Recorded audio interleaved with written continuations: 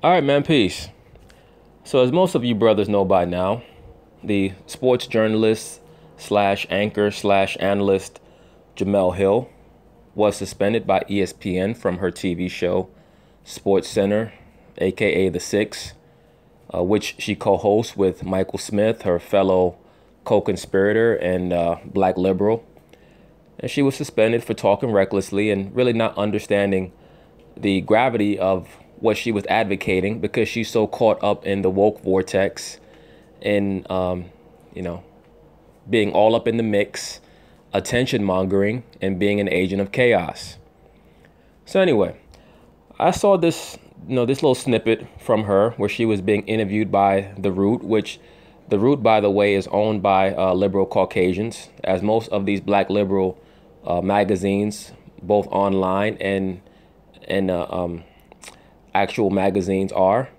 They're normally owned by Caucasian liberals, and they put on the front of black liberals so that they can help guide the thought process of the so-called black community. Anyway, let's see what Jemele Hill has to say. Athletes have a lot to say, and they're going to say it.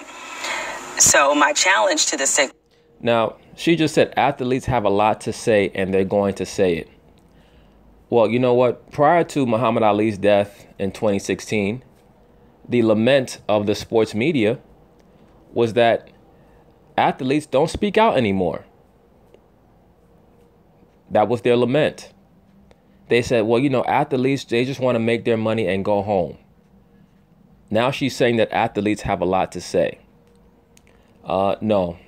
As I've told you brothers before, the reason why you'll see the liberal sports media promote athletes speaking out is not because they think that they're legitimate sources of change. It's because, it helps their news cycle.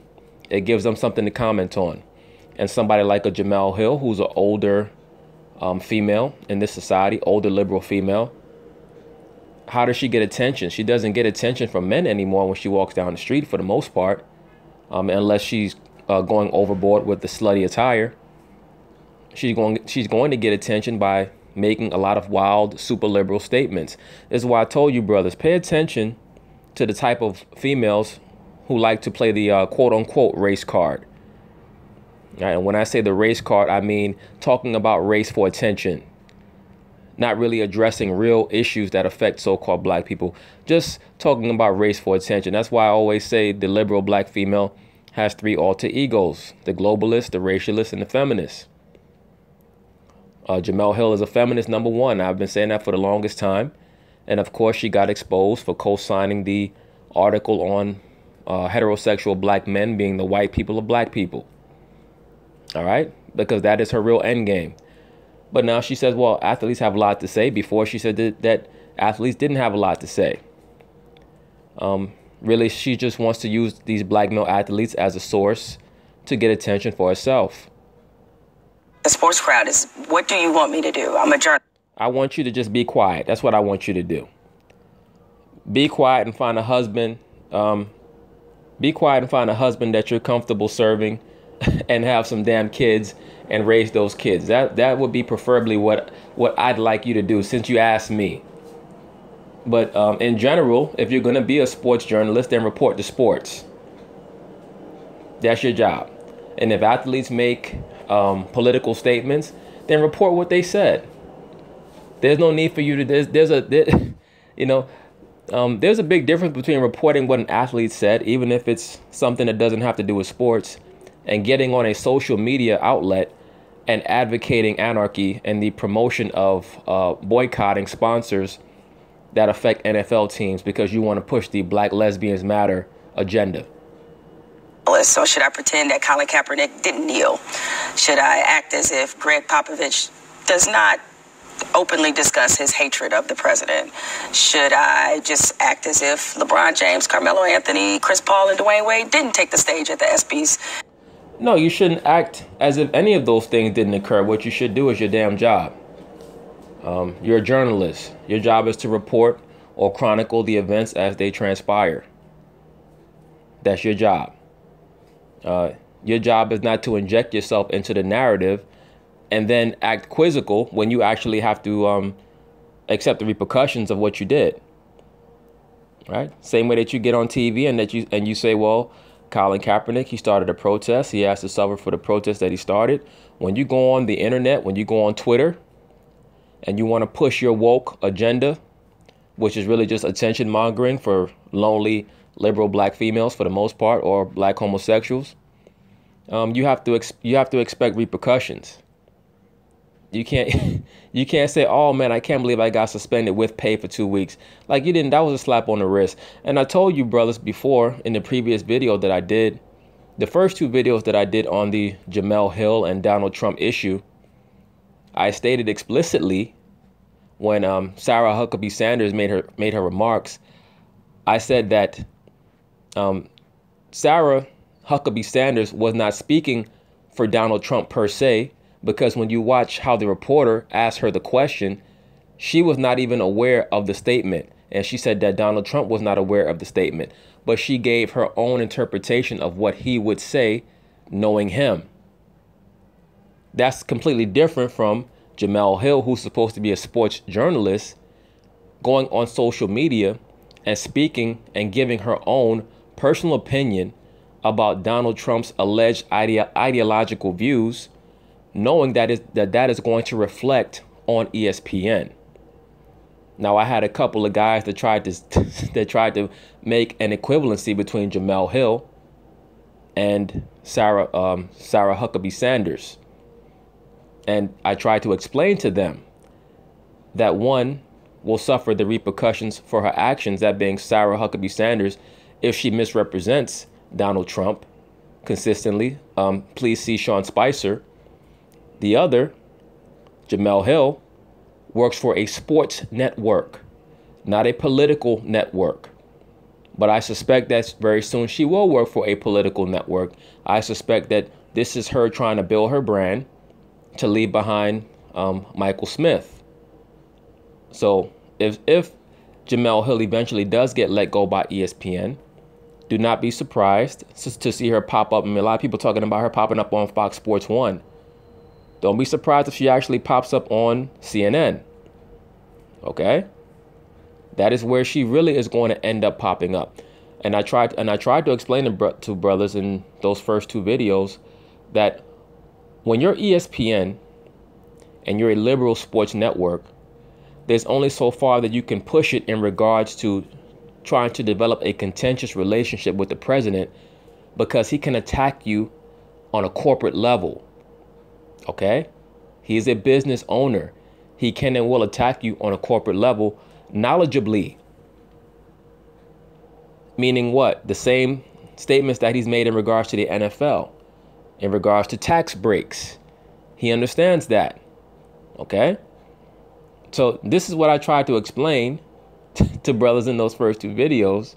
And back then, this was before her true allegiance was revealed, that being a super feminist, and certain brothers got mad in the comments. And you know, now hopefully it's starting to become clearer for some of those brothers that Jemele Hill cannot make those type of statements for ESPN or in representation of ESPN, because they are a corporation. They are already hemorrhaging because people are getting tired of them pushing and promoting their liberal agenda. So not only is this whole issue reflecting poorly on ESPN, it's a major factor in why their brand is going down. And I suspect that show, The Six, is not going to last another year, if that. Okay? If anything, I would expect Michael Smith to end up at Fox Sports 1. Jemele Hill, I believe, is going to try to parlay this into some type of political pundit career. Okay? Because sports and politics reporting is very similar. A lot of it's just based on speculation and who can talk shit better. And Jemele Hill has a lot of affluent black males who are willing to support her, particularly in the upper realms, if you know what I'm saying. Boulay, etc. Guys like Al Sharpton, and I've also seen Judge Greg Mathis, people who have some clout and some pull. So I would expect her, if she does get let go by ESPN, look for her to pop up at a CNN or something like that. I mean, if she pops up at Fox Sports 1, it wouldn't flabbergast me, but I don't think that I don't think that she wants to restrict herself to sports anymore. I think that her mouth is so big and so many people are receptive to a lot of her low-level, two-dimensional takes on things, particularly since she's clearly aligned herself to the Black Lives Matter, the Black Lesbians Matter movement. And by the way, she's been an outspoken advocate of homosexual and lesbians before. Looking at her, it wouldn't surprise me if she's had a couple of lesbian trysts, allegedly. So she would fit right in with the so-called Black Lives Matter movement. To not only show a sign of unity, but make their own statement about where they felt we were as a country. Should I act? You know, that's the problem. People are always talking about what they feel in regards to where this country's at.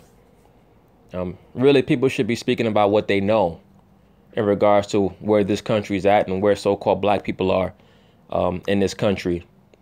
You never see people speaking according to any type of real empirical data, meaning so-called black people speaking about where we are in this country. A lot of Caucasians will try to pull empirical data. You know, Caucasians, they love to pull the FBI stats on black crime and murder and all this other nonsense. That's why I say you guys like going back and forth with Caucasians. I don't pay attention to what they're talking about. That's a distraction. All right. When the so-called black man learns that interactions with a lot of these race-mongering Caucasians and a lot of liberal blacks also is a waste of your time, then we'll be further along in in our growth, in our mental and spiritual growth. All right, that's just my perspective on it. Like they're not saying these things, because these aren't marginal athletes saying these things. We're talking about the biggest names in sports. And that's supposed to mean what? Once again, that's a sports journalist trying to put athletes in a position of leadership. Why is that? Because she's going to be the main conduit to those people, and she'll get the scoop, which will provide her with more affluence. Oh, these are the top people in sports. Who gives a fuck? So because LeBron James is the best basketball player in the world, I'm supposed to take him seriously on what he thinks about societal issues? You see how bugged out? But once again, brothers, let me say this quickly, and I cannot accentuate this enough. The real issue is that they don't want to see the regular, average so-called black man in a position of authority in his home. That's what all this is about. Okay? That's what all this is about. That's why you'll always see these affluent black athletes that they like to push and promote so much. They will always slip in the LGBT and feminism. Okay? These top athletes, they're bought and paid for. And that's a sports story. And this idea that sports has always been devoid of politics is a lie.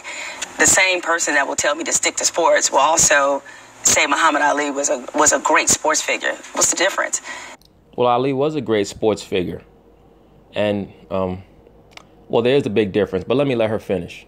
The difference is now you know Muhammad Ali is right. So when we're talking about Colin Kaepernick, because you don't believe in the issue, or you don't have as much investment in it, is. Let me say this really quickly, and this is the ploy of the liberal sports media. They love to call down Muhammad Ali. This is why I stated that one of the seminal moments in the woke movement in regards to athletes was the death of Muhammad Ali, because it activated a lot of these modern day black athletes who don't really know anything about Muhammad Ali. They just look at the snippets on ESPN, and then maybe they'll go on YouTube and look at a few clips, and then they'll get galvanized by certain things. Muhammad Ali, once again, was a member of a separatist organization that had ideological, cultural views on how black people should conduct themselves. And once again, they believed in separation, not unity. Muhammad Ali was not a protester of the Vietnam War. Okay? He never protested the national anthem or the American flag. As a matter of fact, when you watch his fights, when the national anthem was playing, even though he was on record as saying the white man is the devil and America is a wicked country because of what they did to black people, he was at attention during the national anthem. You know why that was? Because one thing has very little to do with the other. When you understand what the flag is and the national anthem really is, all those are representatives. They represent the corporation known as the United States. That's all it is. It's like a company logo. There's no need to have any emotional connection to the national anthem or the American flag one way or the other. Yeah, but go back and watch Ali's fights. When the national anthem played, he was at attention. He wasn't disrespectful. When you go on somebody else's house, whether you're there for business or for pleasure, you have to go about following their protocol. Okay? If you once again, if you walk in your own house and you walk up and down through your house with your shoes on, that's how you conduct yourself in your house. When you walk in somebody else's house, if you're a plumber and you're there on business, and they say, please take your shoes off at the door, or please put these plastic bags around your shoes, that's what you have to do. All right? We're here in America. So, I mean, to me personally, disrespecting the so-called American flag or disrespecting the national anthem is petulance. It's petulance. It's once again a sign that, like I've stated in the past, repeatedly, and will continue to say, the so-called black man and woman right now, mentally and spiritually, they're at the level of an adolescent. They want to rebel, but they don't know how, so they throw tantrums. Okay? And the real reason why so-called blacks and so-called black men and women are upset with the Caucasian man, as I've already boiled it down to, they just want a hug, and they can't get one. So their attitude is, oh man, wah, wah, wah. And we're going to do whatever we can to get attention. That's why you notice what galvanized the NFL players is all start kneeling. When Donald Trump, the Caucasian patriarch, came at them, right? Like a dad who came home and said, you're grounded. And the teenage son said, no, I'm not. I'm grown. I can do what I want. Right? Never paid a bill in your life. Haven't worked a day in your life. But, you know, you want to throw that tantrum. And when I say haven't paid a bill, haven't worked a day in your life, what do I mean that from? I mean that from a metaphorical perspective. All right. Before somebody simple comes in the comments and says, what you mean? We were slaves for all these years and we did all this all these years. You know what I'm talking about, man. All right. I'm being metaphorical. If you're not ready to have your own, meaning be on your own and be self-defined and self-validated, nobody's ever going to respect you. When you get on one knee, the only thing that you're asking the Caucasian man to do is to please help me be like you. Easy to rail against him now, but ask yourself, what are you going to be saying 20 years from now when you look back on what you said now? Because now is the courageous moment to have an opinion about it. No. Now is not the courageous moment to have an opinion, right? Those two things have nothing in common. Courage is doing the right thing no matter the circumstance. Okay? That's what courage is. Courage is the ability to do what you feel is right based on empirical data, information, no matter the circumstance. Colin Kaepernick decided that he's going to take a knee and bow before the American flag to, quote unquote, end the injustice in regards to how blacks are treated by police officers. He went on to say that he's also a strong believer in feminism and LGBT rights. Right? These are his stances. These are his views. I'm a firm believer that if you truly believe that the Caucasian man has been an oppressor for 400 years, then what makes you think that he's going to change? Right? I believe that people change their conduct with somebody based on how somebody changes how they treat themselves. Once the so-called black man stops conducting himself like a slave and ceases with the slave mentality, the Caucasian won't have any option but to treat him with more respect. Once again, this is why Malcolm X used to say, you won't find any footage of us getting hit with water hoses and bit up by dogs because we're not around the Caucasian man to beg him for acceptance. Right? Some guy came in my comments a while ago and he said, oh, well, I see you saying all that intellectual stuff, but I'm more like the to shake things up with the protest like Malcolm X did. I said, what the hell are you talking about, dude? Malcolm X never protested a damn thing. All right. Only reason why he even went on TV was because he understood that in order to get so-called black people's attention, you have to, he felt like he had to debate Caucasians or come and be interviewed by Caucasians on television so that the Negro, as they were called back then, could see a black man address those type of issues in that manner. A lot of people worship Malcolm X, but they don't even really understand a lot of the basic tenets that he represented. All right. This is what I mean when I talk about the cult of personality. It's very pervasive and it's very powerful. OK, a lot of these athletes are in love with the cult of personality of Muhammad Ali, but not actually what he was about. All these guys talk about Ali, Ali, Ali. Not one of them have said, I'm going to join the Nation of Islam. That's what Ali did. How come you're not in the Nation of Islam? This woman here just mentioned Muhammad Ali. How come she didn't join? How come she has not joined the Nation of Islam? You know why? Because the Nation of Islam is going to make you have your head covered, wear a long dress, and respect your husband, number one. She does not want to do any of those things. So brothers, please see through the smoke screen. People who want us to, quote unquote, stick to sports, even though we are, No, you're not sticking to sports. You're a liar. Like most so-called liberal black women, you lying to yourself. Because your true lust is to just get attention for yourself. When you go on Twitter and you advocate the NFL or the constituency, the fans of the NFL, to boycott certain sponsors' products for teams, you're advocating for those teams to lose money. Those teams that make up the confederation of the NFL are business partners for the corporation that you work for. So when the NFL loses money, that's going to affect the bottom line for ESPN. So you're basically committing a corporate act of treason against your own company. Quite frankly, she was lucky to only get suspended for 2 weeks after already being put on notice by her boss, John Skipper, in a memo after she made the comments about Donald Trump coming up, due to being associated, in her view, with white supremacy, quote unquote. OK, and once again, a lot of people co-sign that. Oh, yeah, she's speaking the truth. No, she's a simpleton. OK, she's a simpleton.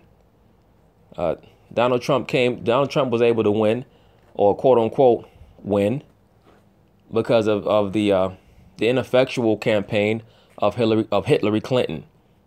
Right. The same person who so-called blacks would have nothing to say. And to me, honestly, that shows you how weak the liberal black man is. That you actually going to sit there and say that you want a woman, a Caucasian woman, to rule over you. Like, how fucking weak are you, man? Look, I don't get caught up in who the president is. My attitude is every president has wanted me dead as a so-called black man. I really don't give a shit. Reagan wanted us dead with Reaganomics and the crack epidemic. Bush Sr., he was really the one behind the Reagan administration anyway. And then he came into power and he ratcheted up the drug trade, allegedly. And he wanted black men dead. He had associations, affiliations with the Nazis. Then you had Clinton, who brought in the 3 strikes. A lot of the death penalty provisions, and he really ratcheted up the prison industrial complex. Then you have Bush Jr., who just followed up what his dad did, and you had Obama, who was just a pawn of Zbigniew Brzezinski, etc. And who bombed more people in the Middle East than all the presidents before him. And now you got this guy Trump. Like, I don't get caught up. These are nothing but the modern day Caesars of the Roman Empire. The so-called black man is supposed to be focused on spiritual things and cultural things, so that he can get a little piece of the pie in this kingdom and have his own, and worry about policing his own and moderating over his own, and not begging his enemy to moderate over his affairs. That's a sign of being a vassal, right? A vassal or peasant goes to the landlord and says, "Good sir, can you allow me to do this and do that?" Right? A king, somebody with a kingly mentality, does not do that. They, more often than not, they want us to stick to not talking about things that they disagree with. Strangely enough, no, they just want you to not talk about things that don't have anything to do with real sports. Jemele Hill, nobody wants to hear you talking about politics or about so-called race. 98, 99% of so-called black people, period, do not even know what their race is. They don't even know that black is not a race. I get so many people come on my channel. Why do you say so-called black? Black is not a race. That is a corporate designation. That's all it is. That's why when you look on your census, that's why it says that. All right. That's how they choose to categorize you. And that was done to all nations. All right. Real categorization is by your tribe, by your lineage, through your father's line, whatever that is. All nations identify themselves by their tribe, not by a skin color. And that's why you'll notice when the Caucasian European came into affluence, they would just group people together. They called the so-called Native Americans red. They called the so-called Asians yellow. They called the so-called blacks of the captivity and the so-called Africans and a lot of the different, quote unquote Negroid tribes scattered throughout the world. They called them black. They called themselves white. Right? These are just color codes. That's not a race, man. So, these people, they get on TV and they catch themselves trying to talk about things that they don't know anything about. They barely know about sports. But you trying to tell me about race and racial dynamics and what so-called black people need to do, and using pawns like Martin Luther King as this paradigm that everybody should copy? Give me a break. Martin Luther King at the end of his life was finished. He was bugged out and, was out of ideas and just strung out on weed and prostitutes. All right. Allegedly. But that's how he ended his life. He started talking reckless because he realized the people who claimed to be with him the whole time really wasn't. They were just using him, and they finished with him. They turned against him, and they set him up. Jesse Jackson and Ralph Abernathy, but particularly Jesse Jackson. Jesse Jackson knew that Martin Luther King was going to get done away with, allegedly. Okay. Once again, the people on the balcony in that hotel in Memphis, Tennessee, the ones who didn't have ties on, knew what was going to happen to Martin Luther King. The ones who did have ties on were not in the know. Okay. Anyway. 2017, people can't agree when something is racist.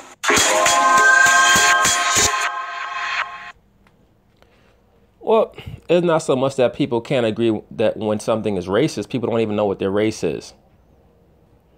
Okay. And the fact of the matter is that there's a strong belief amongst so-called Caucasians, particularly here in America, that black people have the mentality of a stalker. And I tend to agree with them. Most Caucasians want to be left alone. They don't want to be bothered by the rants of the liberal black, right? Who, is like equivalent to somebody who's looking for a date, but they just want to keep peering through your window with binoculars. They don't want to be with you. I don't understand what I don't understand what other language the Caucasian has to say this thing. I get frustrated for them with these liberal blacks. You see it with the whole Eminem thing. It's like black people get so hyped up when a Caucasian person says these things. It's like, but if a black rapper was to have said the same thing that Eminem said, you would not have cared. You know why you wouldn't have cared? Because you don't really care what the black man thinks. But y'all keep talking about being pro-black. But when a Caucasian person says something, you hold it in higher esteem. So why should they treat you equal when you don't even treat yourself equal to the Caucasian?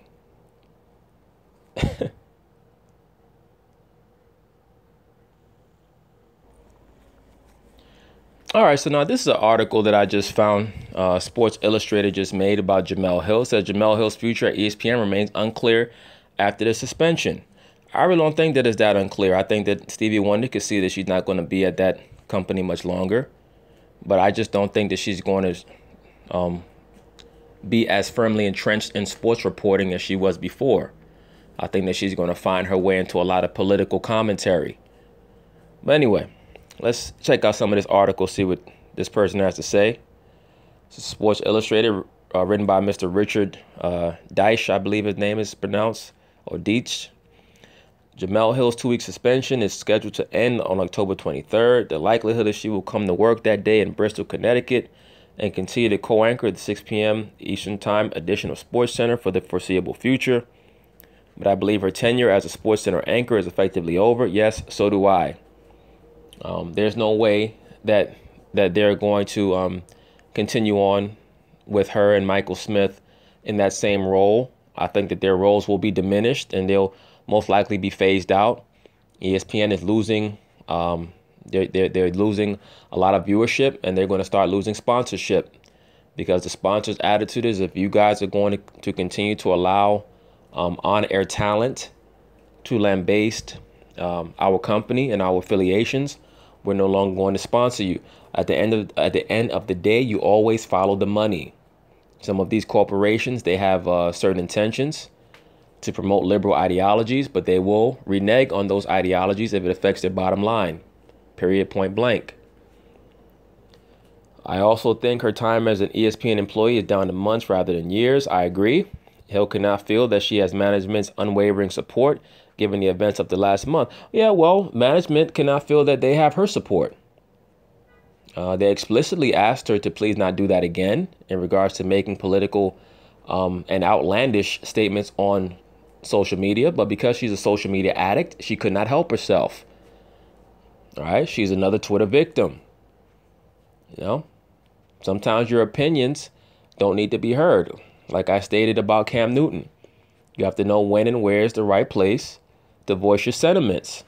Why would you go on the internet or on Twitter and you're already a public figure? Why would you go on the internet and advocate for fans to boycott certain sponsors of football teams, because it shouldn't be on the athletes to take a knee? You have the power to make these organizations conform. So because Jerry Jones said that he did not want his athletes to take a knee, fans should not go and purchase the products of sponsors of the Dallas Cowboys, because Jerry Jones, his bottom line is already being hurt by his actions that he did to kind of Trump and show his players that he was in support of them in the first place. So now hopefully with that scenario that I just laid out, brothers could see how chaos is being promoted through the NFL for social engineering, because that is what's going on. All right. The reason why Jerry Jones, and he said it for the longest time, he's been said it, that he does not want players to kneel, is because he knows that it will hurt his business bottom line. He already knows that. And he wants to take it out of the hands of the online sources of pressure for the players to make them feel like they have to get on a knee, or, you know, they're going to be classified as coons or sellouts, etc. You know how these idiots are on the internet with their stupidity. So she decides that she's going to put even more pressure on the players by advocating for fans to boycott the sponsors. The same sponsors that are allowing Jerry Jones to pay the amount of money that he pays to his players. And also is creating the mega $billion deals that the NFL is making with ESPN that allegedly are allowing her to make as much money as she's making. You know? But anyway,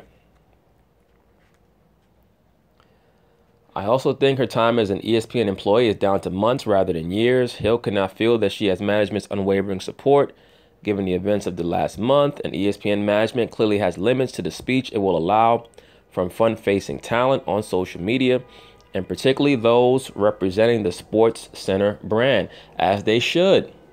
They understand, as I already explained in the first video that I made about the Jemele Hill Donald Trump situation, that they can be attacked on a corporate level through tax breaks, okay, or levies. That is how he will attack them back. I'm surprised that he came out and said it in regards to the NFL, that he would attack the NFL through tax breaks, because I expected him to just do it. Then there is the show itself, dubbed SC6.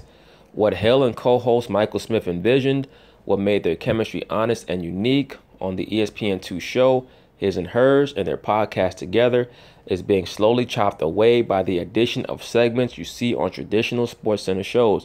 You know why? Because ESPN is realizing that they should have kept them two Negroes on that show, The Six, where they were, aired at 12 in the afternoon.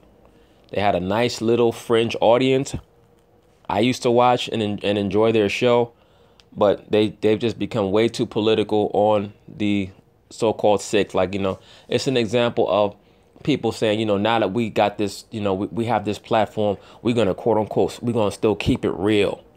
We still going to report on things that our viewership, both of them are caught up in that social media shit. Both of them. That's why they say when you listen to the fans, you end up with the fans. Okay? There's nothing wrong with you having your political views, whatever they are.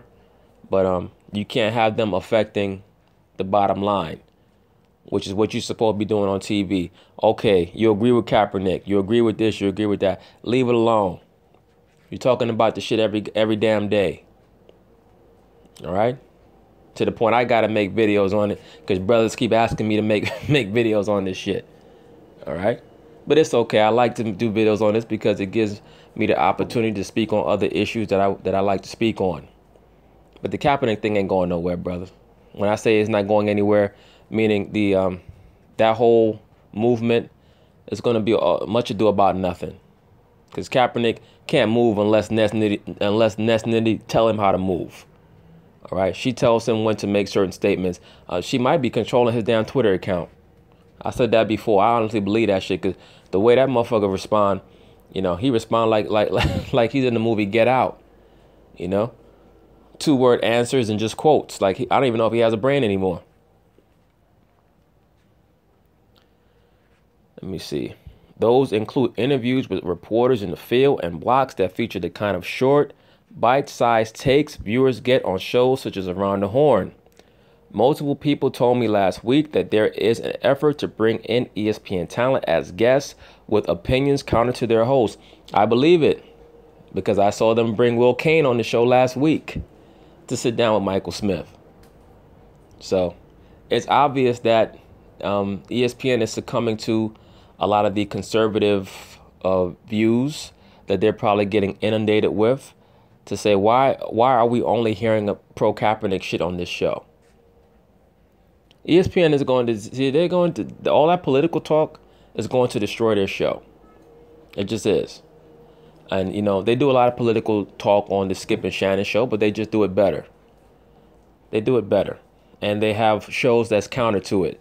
That's why, and I mentioned this before, that's why Whitlock is essential for Fox Sports 1. People don't like him, but he brings an essential take to that issue. So people could sit down and watch Fox Sports 1 and feel like they're getting a fair and balanced take on certain issues from both sides. Let me see here. If I had to bet, I would bet that at this time next year, the 6 p.m. Eastern time slot is either a standard version of SportsCenter or some sort of PTI extension. I would also bet that Hill is elsewhere. Yes, so would I. What do the parties say? I've reached out repeatedly to ESPN to speak with the senior management who made the decision on Hill. That includes ESPN president John Skipper. That's the guy who sent out the memo the first time that she was acting a fool.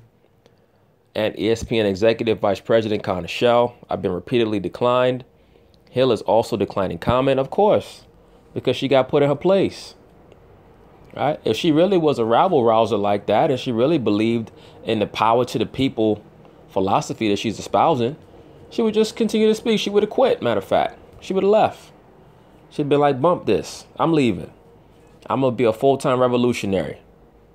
But once again, brothers, the money talks. And I've said before, the reason why these females, why they really, they need their jobs so much, because the job is what gives them the power to be independent over who they feel to be their true enemy. That being the average so-called black man. Okay, the liberal female. That's why they always talking about their job, because the job is their source of rebellion against their true enemy in their mind, the black man. But anyway, the end of SC6 is simply my prediction from observing ESPN for years. I agree.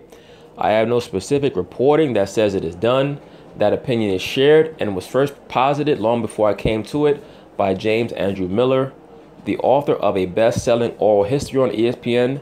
Those guys have all the fun. I believe that's the book that tells you about how ESPN behind the scenes is just a big orgy. Everybody's just sleeping with each other.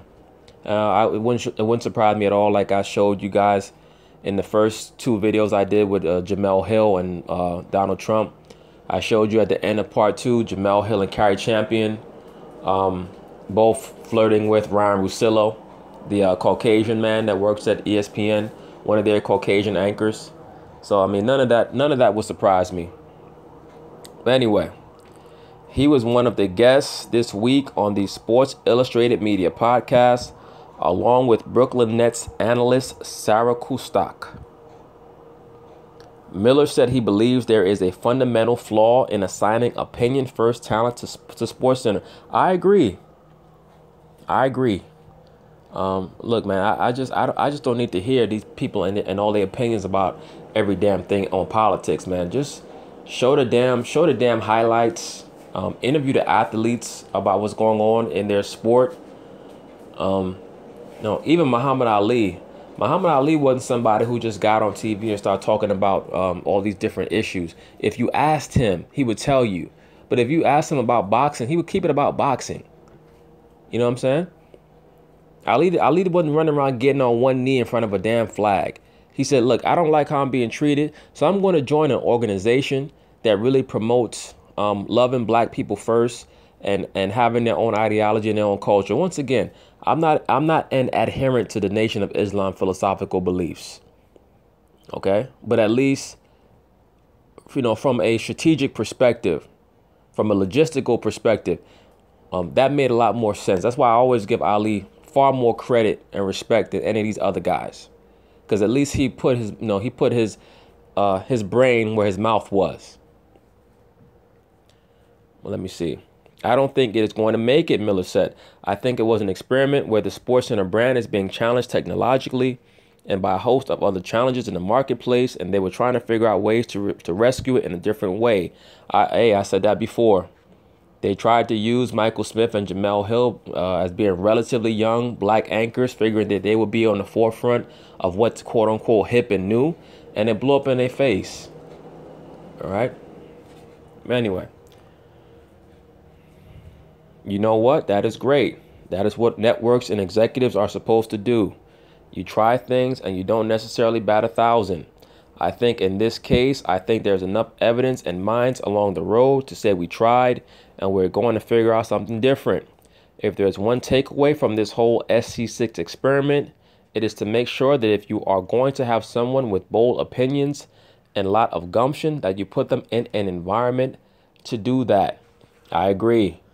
In other words, they should be on a debate show. They shouldn't be on a show where they have to deliver highlights. That's basically what that means. And I agree. It was interesting to look back this week at the January 30th, 2017 press release when Hill and Smith were announced as the hosts of a reimagined version of SportsCenter.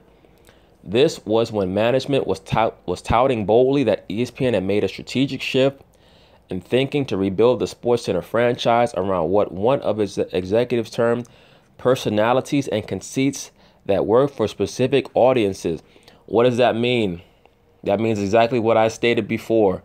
Jemele Hill and Michael Smith, in the minds of the ESPN executives, represented a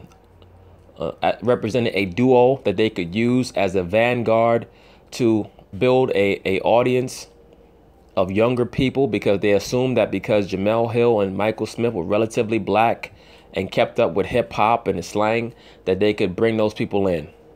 That's what that meant. Here is part of that release. With a format geared to fit Smith and Hill's personalities, along with a specially designed set and its own music, the 6 will be different from any other SportsCenter produced since ESPN's first telecast of its signature news and information program in 1979. Debuting on the day after the Super Bowl, the premiere episode of the weekday offering will be hailed with an hour-long simulcast on ESPN, ESPN2, and ESPN News. Smith and Hill, who previously co-hosted ESPN2's His and Hers, and will be the first African-American duo to host SportsCenter on a regular basis. See that? That's why they accentuated that. That basically was an indirect way of saying come one, come all. Come look at our two pet Negroes as they make a lot of allusions to hip hop and movies that people like from the 90s and 2000s, and talk about Biggie Smalls and Tupac, and they wear their designer T-shirts and all this other shit. Right? That's what that meant. But anyway, we'll combine some of the best elements of their previous program with SportsCenter for the new show, including a deliberate and well-paced conversational format in which they discuss sports topics, news, culture, and social issues. The program will continue. They wanted. And this is what I mean when I talk about the liberal agenda. The liberal agenda is based off of provocation. It's based off of needling people and harassing them until they finally get pushed back. And this is what happened with Jemele Hill. This is why you see a lot of her colleagues talking about Donald Trump, just leave Jemele alone. Jemele Hill spent the last 2 months harassing Donald Trump and trying to make herself the center of attention. This is why I say people like LeBron James and Eminem and these other people, look, dish it out. As long as you could take it, no problem. Dish it out. Like, Donald Trump is not going to try to go back and forth with Eminem, because Eminem is a rapper. He's going to go back and forth with him once, maybe twice. After that, he's going to send his IRS dogs after Eminem. And that's going to be that. Let's see. The program will continue SportsCenter's focus on news of the day and breaking news as warranted. I'm most excited for the viewers to see how much freedom we're going to have, says Smith, who's been with ESPN since 2004. Yeah, sometimes freedom is not a good thing. Sometimes you get just enough rope to hang yourself. That was only 8 months ago, but it feels like a lifetime given the news cycle since Hill's series of tweets on President Donald Trump last month, and another series of tweets following Dallas Cowboys owner and GM Jerry Jones, saying his players will stand for the national anthem and not disrespect the flag, and if they don't, the player or players will not play. Of all its selective discipline for on-air talent over the years, ESPN management has made it very clear that the subject where it offers little flexibility for employees is when management believes an employee has said something that could impact the company's bottom line. Ding! I don't know how long I've been saying that in these videos, man. You could talk shit all day. The only thing that matters is the bottom line, meaning is what you're saying affecting the money in a positive way or a negative way. That's it. It has nothing to do with anything else. So you got a lot of these guys getting on, I see them on YouTube. Oh man, yeah, Shannon Sharpe. Yeah, he's bringing it. Dude, if the head honchos at Fox Sports 1 decide that Shannon Sharpe's rants are hurting their ratings, they're going to shut his mouth. They're going to tell Skip, look, you got to tell that dude to shut his mouth about this. And Shannon Sharpe is going to shut his mouth. Okay? The same people who get on TV talking about, yeah, when you protest, you got to be willing to suffer the repercussions. Watch how quick they shut their mouth. Watch how quick they shut their mouth if their money is about to be affected. That's what I mean when I say all these people are phony, man. Now, let me see here. Skipper said as much in his statement to employees following Hill's series of tweets on Trump. He never publicly supported Hill in a statement. He did, however, sound like Triple H of the WWE in one of his sentences. We had a violation of those standards in recent days, and our handling of this is a private matter. Skipper wrote, as always, in each circumstance, we look to do what is best for our business. A lot of you pro-black dudes who listen to my videos and get mad at certain things that I say, hopefully these things are starting to permeate into your brain cells now. Okay?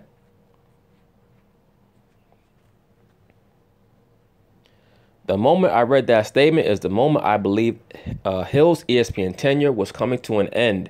Oh, it is coming to an end. All right? Because most people don't like her anymore. Even a lot of the pro-black dudes don't like her after it came out what she co-signed with that article. Okay? Even they dumbasses is finally starting to see the light. As far as the viewership of the show, management knows that any replacement for SC6 will not produce a magic bullet. Douglas Pucci, a programming insider and awful announcing, has charted ESPN studio shows over the past couple of years. What he found was that ratings movements, ups or downs, are generally parallel to those of its PTI lead-in. I've said this repeatedly. ESPN's studio shows in the afternoon are only trending one way long term, and that is down. I agree. I don't even really watch ESPN anymore. The only reason why I DVR a lot of these shows is to use them as a backdrop for my videos. That's it. I let them bring out certain topics, and I just comment on the conversations. That's the only reason why I even DVR most of these shows, brothers. That will be the case long after whenever Hill and Smith depart too.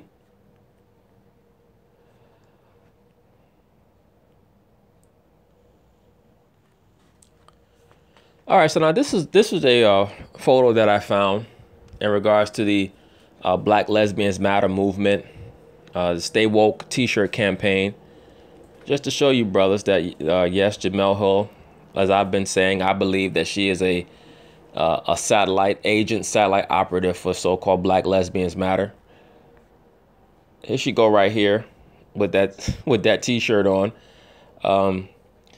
Look, man, I don't know how to put this in any other words. This is why I make these videos. Like I always say, I always direct my videos to the so-called black man because he's the recipient of the most lies. It's nothing against any of these liberal black women personally. They're just, most of them, delusional. Well, all of them, all the liberal black women are delusional. And in general, about 95% of black women in America are liberal. And that's probably a low estimate. Okay? So when you're dealing with them, you have to understand these different psychological issues that they have.